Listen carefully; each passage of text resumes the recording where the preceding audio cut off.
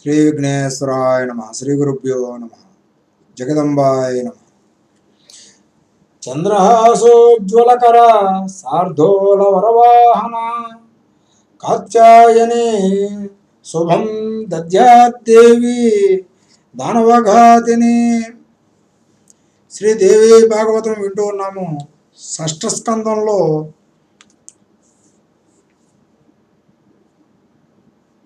High రూపంలో Srihari, high రూపంలో ఉన్న లక్ష్మీ వర్తకు రావడము, వారిరువురకు ఏకవీరుడు పుట్టడము, హరివర్మకు ఏకవీరుడు దక్కడము, ఏకావళి వృత్తాంతము విన్నాము.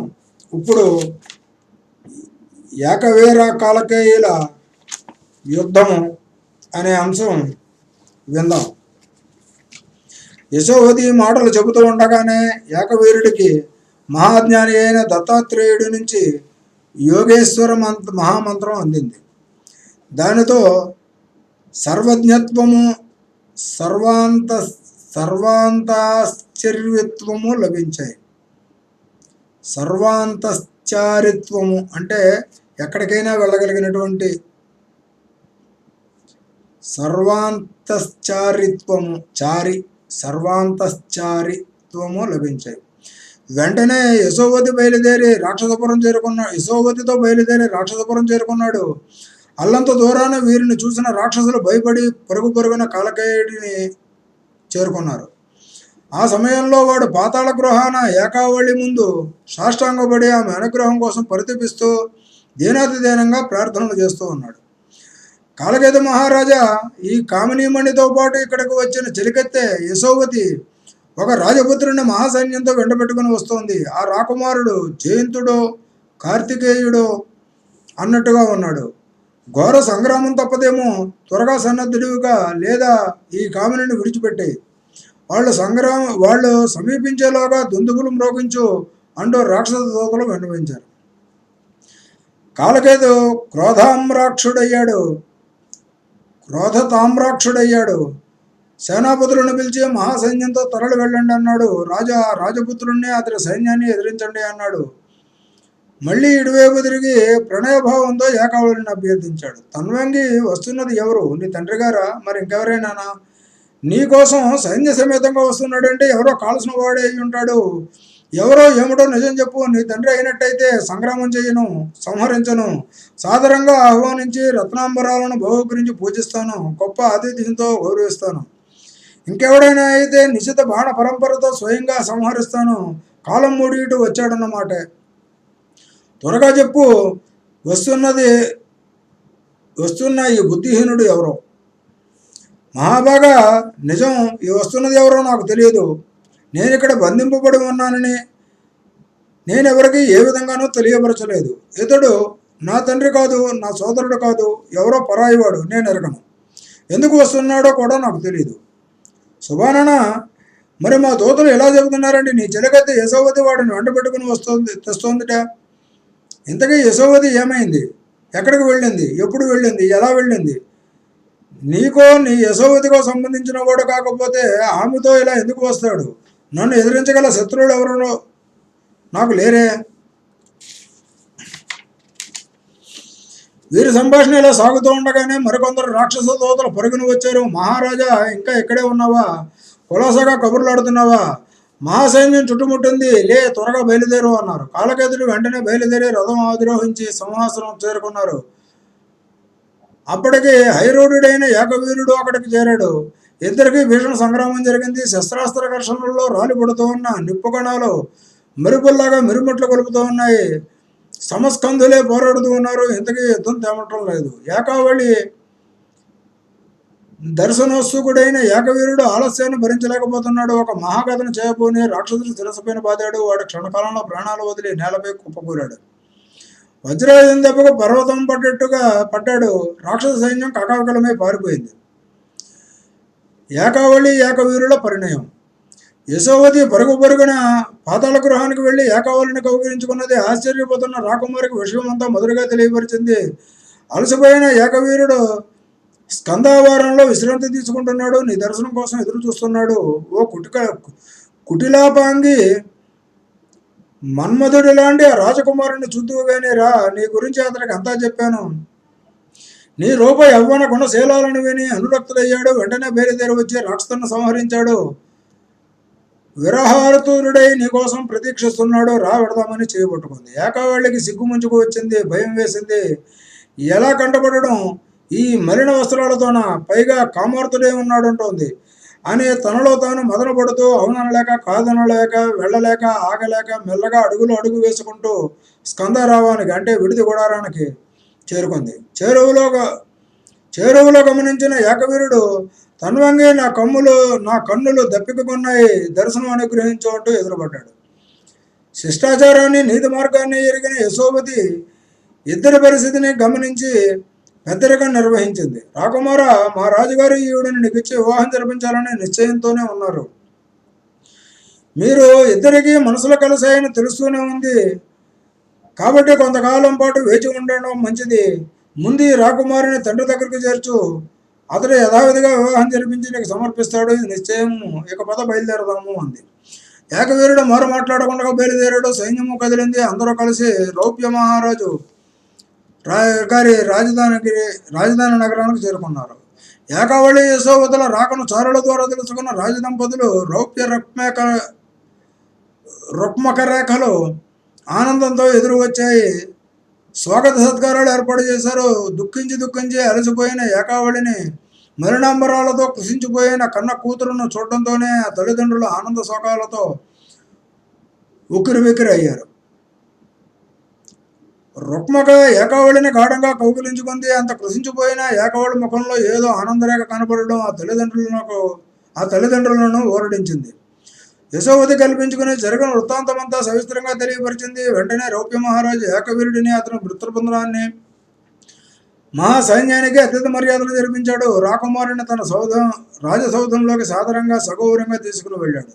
విడుదల చేయించాడు. ఒక శుభముహూర్తాన ఏకావళిని ఇచ్చి వివాహం జరిపించాడు. పుష్కలంగా బహుమతులు ఇచ్చి యశోవతితో సాగనంపాడు. ఏకవీరుడు ఏకావళి సహితుడై తన రాజధానికి చేరుకున్నాడు. ఇష్టోపభోగాలతో క్రీడించాడు. ఆ దంపతులకు కృతవీర్యుడు అనే కొడుకు పుట్టాడు. అటుపైన అతడికి కార్తవీర్యుడు జన్మించాడు.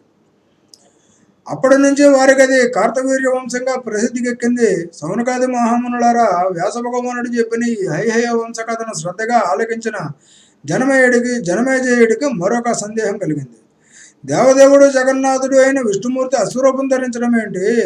ఆ పురుషోత్తముడు స్వతంత్రుడు కాడా, అంతగా పరతంతుడా అని అడిగాడు. వ్యాసుడు మళ్ళీ అందుకున్నాడు అంటూ సూతుడు మళ్ళీ కథనానికి ఉపక్రమించాడు.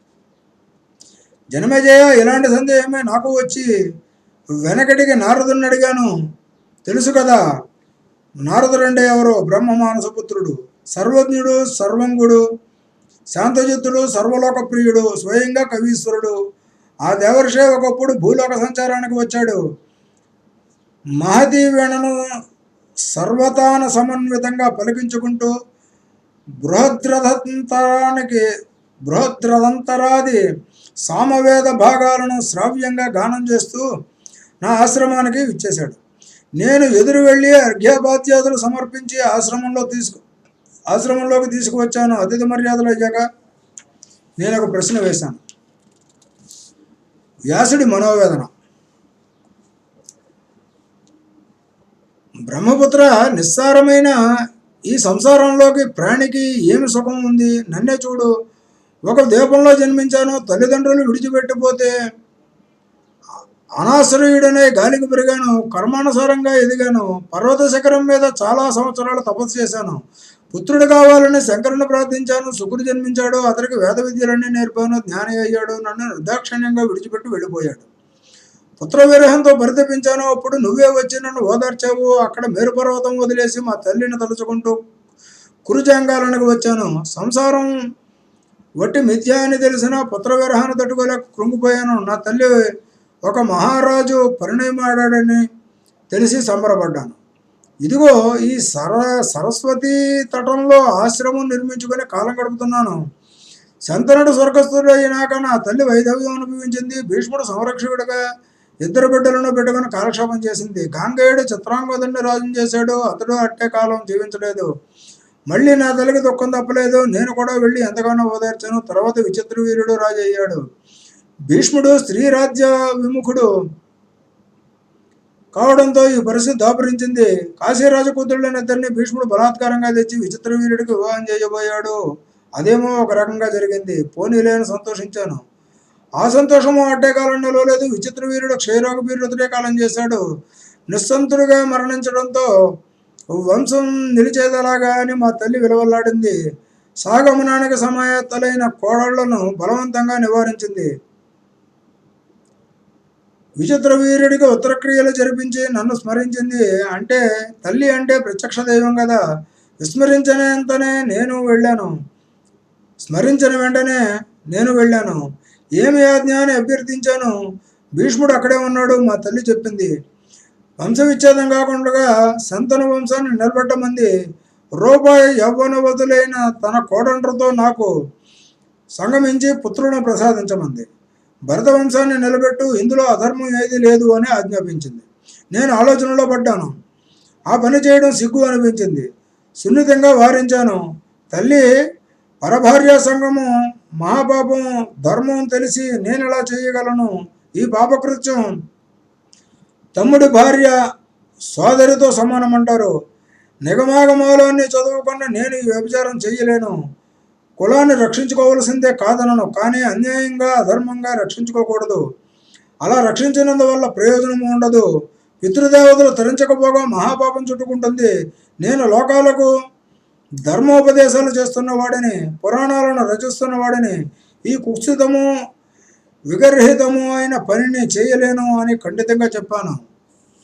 ఇంతగా చెప్పినా నా తల్లి వినిపించుకోలేదు. చాలాసేపు వలవలా విలపించింది. పుత్రిక, కన్నతల్లిగా నేను ఆజ్ఞాపిస్తున్నాను, ఆచరించు. ఏ దోషము నిన్ను అంటదు. పెద్దల మాట దుష్టమే అయినా ఆచరించవలసిందే. ఇందులో నీ ఆలోచనకు అవకాశం లేదు. ఇది శిష్టాచారము. కాబట్టి మరదళ్లకు పుత్రభిక్ష పెట్టి వంశాన్ని నిలబెట్టు, నా దుఃఖాన్ని తొలగించు అని ఆజ్ఞాపించింది. అప్పుడు భీష్ముడు కల్పించుకుని నా తల్లికి వంద పలికాడు. ధర్మశాస్త్రాలను, ధర్మ సూక్ష్మాలను విశేషంగా ఎరిగినవాడు అతడు. ధర్మాధర్మ విచారణ చెయ్యకు, మీ తల్లి చెప్పినట్టు చెయ్యి అని ఆజ్ఞాపించినట్టే చెప్పాడు. ఇక నాకు గత్యంతరం లేకపోయింది. జుగుప్సితమే అయినా ఆచరించాను. ముందుగా అంబికను కలిశాను. ఆవిడ నా తాపస రూపాన్ని చూసి అసహించుకుంది. సంగమకాలంలో కనులు మూసుకుంది. గుడ్డివాడు పుట్టుతాడని శపించాను. మర్నాడు మా అమ్మ అడిగింది రహస్యంగా. సిగ్గుతో ముఖం దించుకుని అంబిక కొడుకు పుడతాడని చెప్పాను, కానీ గుడ్డివాడుగా పుడతాడని చెప్పాను. ఇది నా శాపం అన్నాను. దానికి మా అమ్మ నన్ను నిందించింది, కోప్పడింది. పుట్టుగుడ్డి పుట్టిన ఒకటే, పుట్టకపోయినా ఒకటే. జాతాంతుడికి రాజ్యాధికారం లేదు. సర్వలక్షణ సంపన్నుడైన వంశోద్ధరకుడు కావాలి. అందుచేత అంబాలికతో సంగమించు అని ఆజ్ఞాపించింది. అంబాలిక ఋతుమతి అయ్యేంత వరకు హస్తినపురంలోనే ఉండిపోయాను. ఒకనాటి రాత్రి అంబాలిక ఏకాంతంలో నా సైన్య మందిరానికి వచ్చింది. అత్తగారు పంపించింది. రసవిహీనమైన నా రూపము, నా జడలో కట్టిన జుట్టు చూసి అంబాలిక భయపడింది. చెమటలు పోసాయి, ముఖం పాలిపోయింది. అలాగే వచ్చి నా పక్కన కూర్చుంది. నాకు కోపం వచ్చింది. నన్ను చూసి అసహించుకుని భయపడి సౌందర్య గర్వంతో పాలిపోయావు కనుక నీకు పాండురోగి పుడతాడు అని శపించాను. ఆ రాత్రి ఆమెను అనుభవించి యువతలకు వచ్చాను. తల్లి అనుమతితో తీసుకుని వెళ్ళిపోయాను. నెలల నుండి అంబాలికలు ప్రసవించారు. జాతాంతుడిగా ధృతరాష్ట్రుడు, పాండురోగిగా పాండురాజు జన్మించాడు. అటువంటి మనుమలను చూసి సత్యవతీదేవి మనసు కలత చెందింది. సంవత్సరం గడిచాక మళ్ళీ నన్ను స్మరించింది. వెళ్ళాను. ఇద్దరిలో ఏ ఒక్కరూ రాజ్యానికి యోగ్యులు గారు. మనోహరుడైన మరొక పుత్రుని ఈ వంశానికి అనుగ్రహించు అని ప్రాధేయపడింది. సరేనన్నాను. అప్పటికే అంబిక ఋతుమతిగా ఉంది. అత్తగారు ఒప్పించింది. రాజ్యారూఢైన వంశకర్త కోసం ఈసారి అంగీకరించమని కోరింది. సిగ్గుతో అంబిక ముడుచుకుపోయింది. మౌనంగా నిలబడింది. ఆ రాత్రి అంబికాసేన మందిరంలోకి వెళ్ళాను. రూప యవ్వన సంపన్న అయిన తన దాసిని ఆభరణాలతో అలంకరించి తనకు బదులుగా నా దగ్గరకు పంపించింది అంబిక. చందన పుష్ప సుగంధాలు పరిమళించాయి. హంసలా నడిచి వచ్చి హావభావాలతో ఆకర్షించింది. ప్రేమగా వచ్చి సరసన కూర్చుంది. నాకు చాలా ముచ్చట వేసింది. అనురాగరంజితరై గడిచింది. ప్రసన్నుడనే ఆమెకు వరం ఒక ఇచ్చాను. సుందరి, నీకు సర్వలక్షణ సంపన్నుడు పుడతాడు అన్నాను. అతడు అందగాడు, ధర్మజ్ఞుడు, సత్యవాది, శమధమాన్వితుడు అవుతాడు అన్నాను. అలాగే విదురుడు జన్మించాడు. ఇలా పరక్షేత్రాలలో నాకు ముగ్గురు పుత్రులు జన్మించారు. శుకుడి వల్ల కలిగిన పుత్ర విరహాన్ని మర్చిపోయాను. ఇది ఎంతటి మాయయో గ్రహించావా నారద? మాయ నిజంగా బలవతి. అకృతాత్ములు దీని నుంచి బయటపడలేరు. దీనికి ఒక రూపం లేదు, ఆలంబనము లేదు. ఎంతటెంతటి జ్ఞానులైనా ఇది సమూహపరుస్తుంది సుమా. తల్లి మీద ప్రేమతో కాదనలేక అకృత్యం నేను పుత్ర ప్రేమలో తగులుకున్నాను. అడవులకు వచ్చి ఆశ్రమంలోనే ఉన్నానన్న మాట కానీ నాకు శాంతి కరువైంది.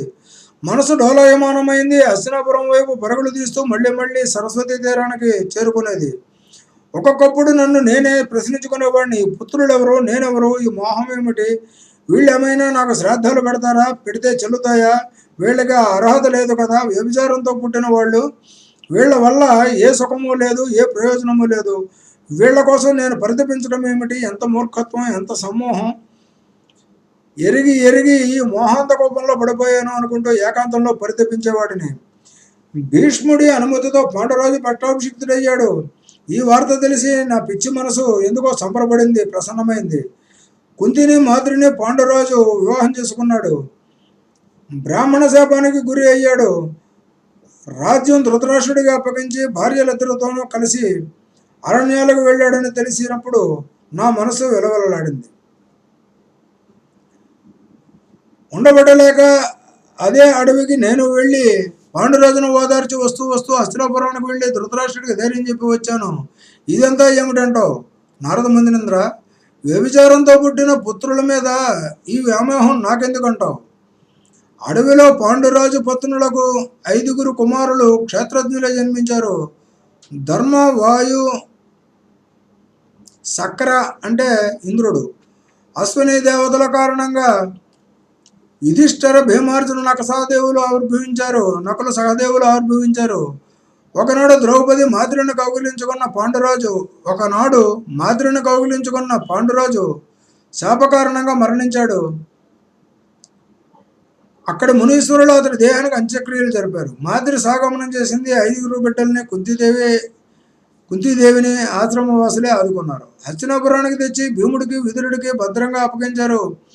వీళ్ళందరి సుఖదుఖాలను నేనెందుకు స్పందిస్తున్నానో అర్థమయ్యేది కాదు. పాండుకుమారుల్ని భీష్ముడు సంరక్షిస్తాడులే అని మనసు ఊరట చెందేది. కానీ దుర్యోధనాదులు క్రూరమైన మనసుతో పాండవులతో విరోధించారు. భీష్ముడు ద్రోణాచార్యుణ్ణి ఆహ్వానించి తెచ్చి కౌరవ పాండవులకు విద్యాబుద్ధులు నేర్పించాడు. అస్త్రశస్త్ర విద్యలలో అందరూ ఆరితేరుతున్నారు. ఇంతలో కర్ణుడు రంగస్థలం మీదకు వచ్చాడు. చిన్ననాట కుంతీదేవి కర్ణుని ప్రసవించింది. పసిగుడ్డిగా నదిలో వదిలివేసింది. అతడిని ఒక సూదుడు పెంచి పెద్ద చేశాడు. ఆ కర్ణుడు దుర్యోధనుడికి ఇష్టడయ్యాడు. కౌరవ పాండవులలో పరస్పర వైరం బెదిరింది. దీన్ని నివారించడానికి ధృతరాష్ట్రుడు పాండవులను వారణావతానికి పంపించాడు.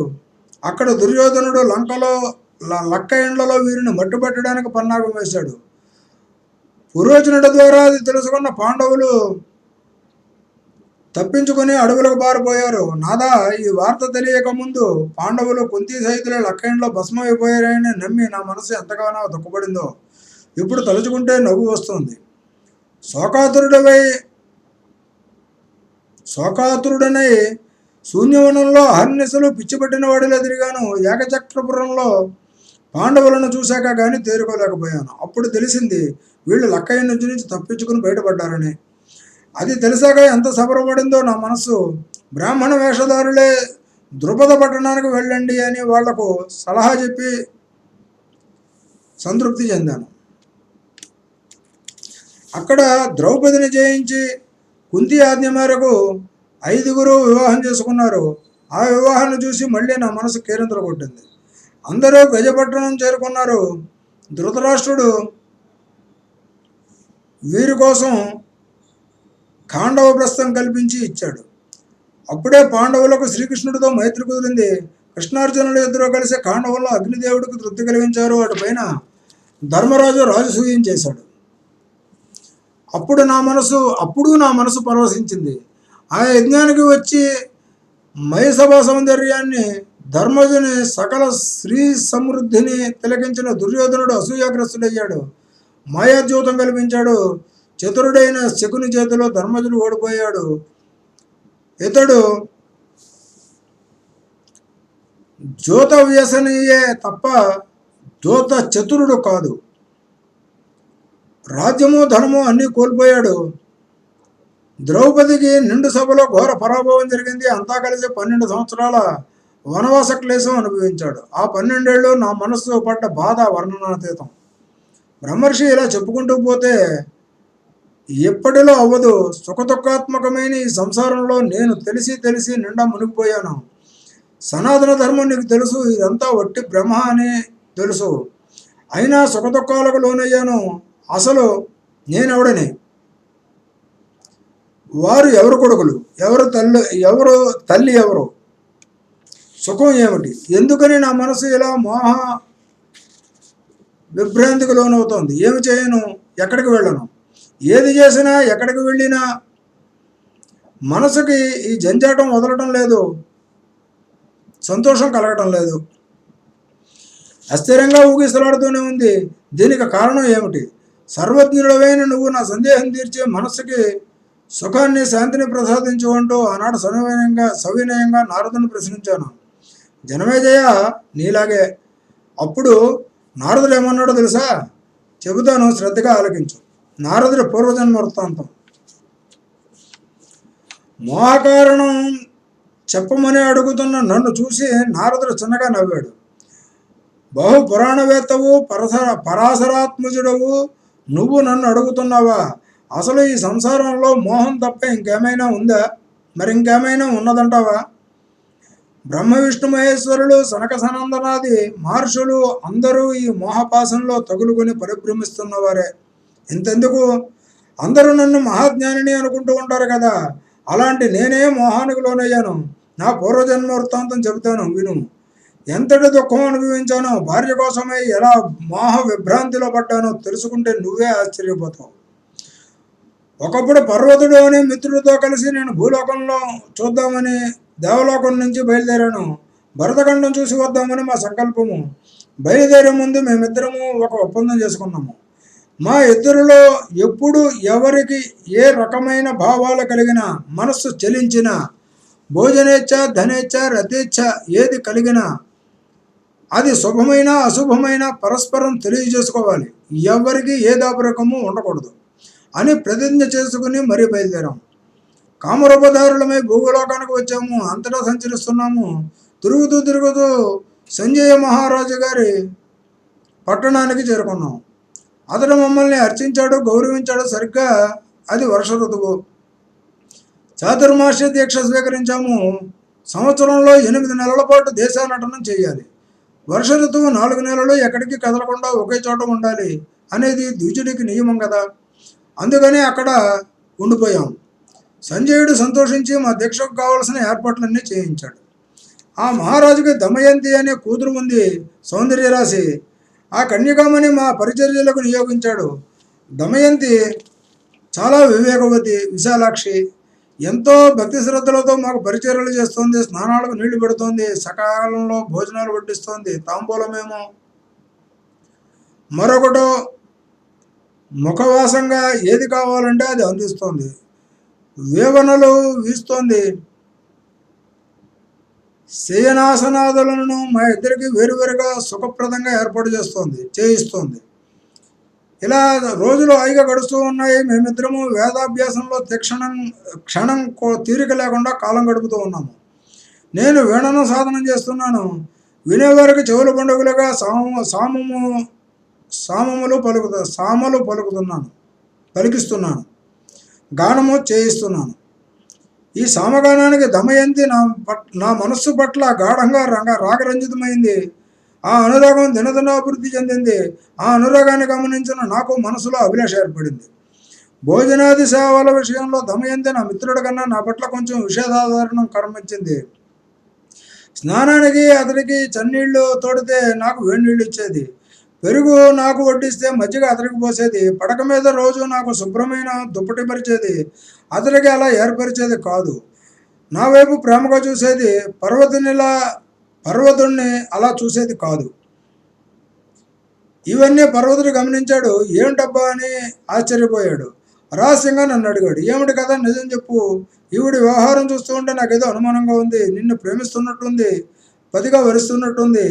నీకు ఇలాంటి అభిలాషయే ఉన్నట్టు తోస్తుంది. లక్షణాలు అలాగే ఉన్నాయి, అంతా గమనిస్తున్నాను. నీ చూపులో నీ ముఖ వికారాలు అదే చెబుతున్నాయి. అబద్ధాలు ఆడకు, నిజం చెప్పు. మనం వేసుకున్న ఒప్పందం గుర్తుకు తెచ్చుకోవాలని నిలదీశాడు. నాకు చచ్చేంత సిగ్గు వచ్చి పడింది. చెప్పక తప్పదు కదా, చెప్పేశాను. పర్వత, ఈ విశాలాక్షి నన్ను పతిగా వరించింది. నాకు ఈమెపై అలాంటి భావమే ఏర్పడింది అన్నాను నసుకుతూ. పర్వతుడికి కోపం వచ్చింది. దిక్ దిక్ అన్నాడు. ఆ వేళ అలా ప్రతిజ్ఞ చేశావు, ఈ వేళ ఇలా వంచావు. ఇది మిత్రద్రోహం. కనుక నీకు వానరముఖం ప్రాప్తించుగాక అని శపించాడు. నాకు కోపం వచ్చింది. నిగ్రహించుకోలేకపోయాను. మేనల్లుడనే బంధుత్వాన్ని కూడా మర్చిపోయాను. శపించాను. స్వల్పాపరాధానికి నన్ను శపించావు కనుక నీకింకా స్వర్గంలో చోటు లేదు, మర్చలోకంలోని నివాసం పో అని ప్రతిశాపంగా విసిరాను. పర్వతుడు వినమస్కుడే వెళ్ళిపోయాడు. నాకు కోతుముఖం వచ్చేసింది. నా వేణానాదానికి సమ్మోహితురాలైన దమయంతి వానర ముఖంతో ఉన్న నన్ను చూసింది. కలవలపడినట్టు కనిపించింది. జనమేజయ, నారదుడు చెబుతూ ఉండగా వింటున్న నాకు కుతూహలం పెరిగింది. తర్వాత ఏమి జరిగింది? పర్వతుడు నువ్వు శాప విమోచనం ఎలా పొందారు? దమయంతి సంగతి ఏమిటి? వివరంగా చెప్పమని త్వరపెట్టాను. నారదుడు కొనసాగించాడు. వ్యాసమహర్షి మాయా విలాసం ఏమి చెప్పమంటావు? అలిగి పర్వతుడు అలా వెళ్ళిపోగానే నేనెంతగా దుఃఖించానో ఆ భగవంతుడికి ఎరుక. రాకుమారి దమయంతి యథాపూర్వంగా నాకు మళ్ళీ సేవలు చేయని ఆరంభించింది. నేను రాజగృహంలోనే ఉండిపోయాను. ఈ శాపం ఏమిటి, ఈ వానర ముఖం ఏమిటి అని అనుక్షణము దిగులు చెందాను.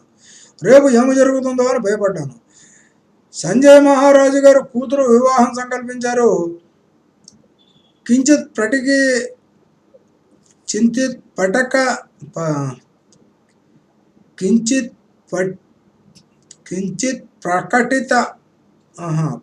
ప్రకటిత యవ్వన అయ్యింది. తగిన వరుణ్ణి అన్వేషించమని మంత్రులకు పురమాయించాడు. కుల రూప ఔదార్యాలు సద్గుణాలు కలిగిన యువ సూర్యుడిని చూడమన్నారు. మంత్రులు అన్నారు కదా, మహారాజా యోగ్యురాలైన రాకుమారులు చాలామందే ఉన్నారు. వారిలో దమయంతి దేవిని ఎవరికి ఇష్టపడుతుందో తెలుసుకోండి అని పిలిపించి హస్యస్వరథ సంయుతంగా వివాహం జరిపిద్దాము అన్నారు. తండ్రి చేస్తున్న వివాహ ప్రయత్నాలు దమయంతికి తెలిసాయి. రహస్యంగా ధాత్రిని అంటే రాజకన్యలకు పెంపుడు తల్లి పిలిచి తన అభిప్రాయం తెలియజేసింది. ఆ వృద్ధురాలు వెళ్ళి రాజుగారి చెవిని వేసింది. ఆ మహారాజు దమయంతి నాతో చెప్పింది. మహారాజా, దమయంతి నాతో చెప్పింది నీకు చెప్పమంది. మహతి వీణావాదన నిపుణుడైన ఈ మేధావి నారదుని వరించానంది. అతడికి ఇచ్చి వివాహం జరిపించమంది. మరింకెవరిని పతిగా అంగీకరించనుంది. నక్రతిమింగళ రహితము, క్షార గుణ విరహితము, సంపూర్ణము, రసాత్మకము అయిన నారదుని నాద సింధువులో మునిగిపోయాను కనుక అతడే నా ప్రియుడు, అతడే నా వరుడు అని స్పష్టం చేసింది. ధాత్రి చెప్పిన మాటలతో దమయంతి అభిప్రాయాన్ని గ్రహించిన సంజయుడు తన పట్టమహిషి కైకేయితో సంప్రదించాడు. కైకేయి, ధాత్రి మాటలు విన్నావు కదా, మన అమ్మాయి నారదుని వర్ణించిందిట. అతడు ముని, ఇప్పుడు కోతిమోహం. ఎంత అందంగా ఉందో చూడు. మరి దమయంతికి బుద్ధి ఉందంటావా? ఈ కురూపికి, ఈ భిక్షువుకి ఇచ్చి వివాహం చేయమంటావా? అసంభవం. నువ్వు అమ్మాయితో మాట్లాడు, బుద్ధి మరల్చు అని ఆజ్ఞాపించి వెళ్ళాడు. కైకేయి దమయంతిని తన మందిరానికి పిలిపించుకుంది. ఏకాంతంలో ప్రబోధించింది. అమ్మాయి, నీ అందానికి వానరాస్యుడా భర్త. చూసేవాళ్ళు ఏమనుకుంటారు? పరిహసించరు.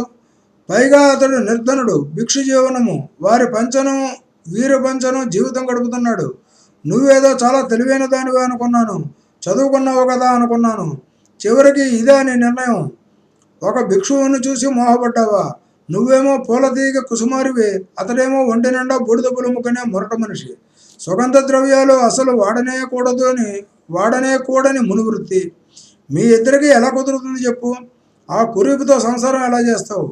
ప్రేమ ఎలా పుడుతుంది? అనవసరంగా మొండితనానికి పోవద్దు. చక్కని రాజకుమారుని చూసి వివాహం జరిపిస్తామో చేసుకో. ఇప్పటికీ మీ నాన్నగారు చాలా బాధపడరు మరి. కోమలమైన మాలతీలత తుమ్మ చెట్టుకి అల్లుకుంటే చూసిన వాళ్ళు మనసు చివుక్కుమనదు. ఎంత మూర్ఖుడైనా తాంబూలాన్ని దాసేరుడికి ఇందా అని తిను అని అందిస్తాడా? దాసేరకుడు అంటే దాసీపుత్రుడు. దాసేరకుడు అంటే ఇక్కడ సా రెండింటిలో తేడా చూపిస్తున్నారు. రసికుడు అంటే దాసేరకుడు అంటే దాసీపుత్రుడు, దాశేరకుడు అంటే పల్లెవాడు.